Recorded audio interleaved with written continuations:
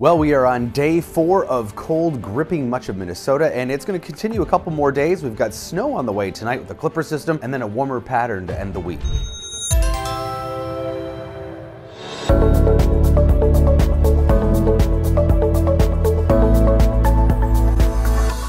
So our growing season officially ended after we saw temperatures dip below freezing Friday night. Ended 185 days of consecutive above normal or above freezing temperatures rather at MSP. That's 12 days more than the modern average even, and almost a month longer than it was historically 50 years ago, the average.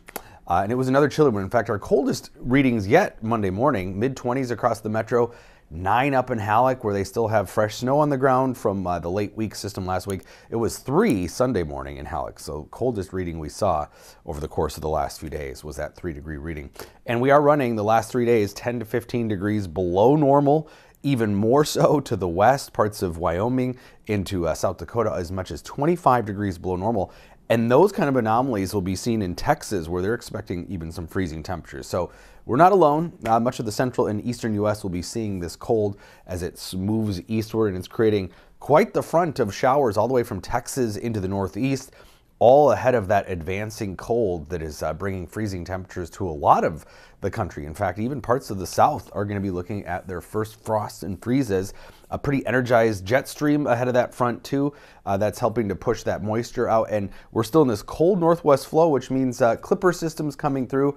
This next system is going to be a quick moving Clipper already moving out of Canada into northern Minnesota Monday afternoon into Monday night. This is going to bring the first snowfall to many areas that haven't seen it yet over these last couple of days. Far southern Minnesota saw it Saturday, northwestern Minnesota saw it Friday, and now a turn for the rest of us as snow showers swing through. Now, they're going to be kind of bursts of snow showers. So some places will see maybe up to a couple of inches of snow, while other areas see just a dusting. So it's going to be highly variable.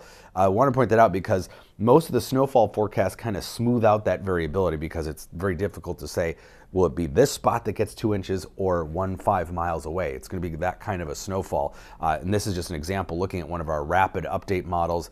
Shows you where these bursts kind of set up. You will get into some of those higher amounts. So anywhere from a dusting to as much as probably an inch for most of the Twin Cities, but there are going to be pockets of maybe some 2 to 3 inch amounts in parts of northern Minnesota, northwestern Wisconsin.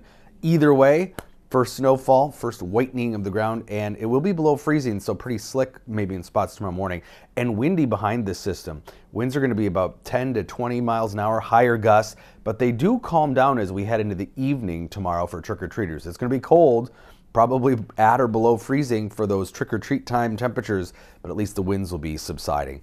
And that cold pattern sticking around for a couple days, but we get into a more zonal flow aloft, which means west to east, and that will allow temperatures to be closer to normal, into the 40s here probably by Thursday through the weekend and early next week. Normal high is about 50 now, slips into the upper 40s by the end of the week, so we'll still run a couple degrees below normal, but low to mid 40s sure is better than low to mid 30s. So that Clipper swings through tonight, snow showers tapering off pretty quickly early tomorrow.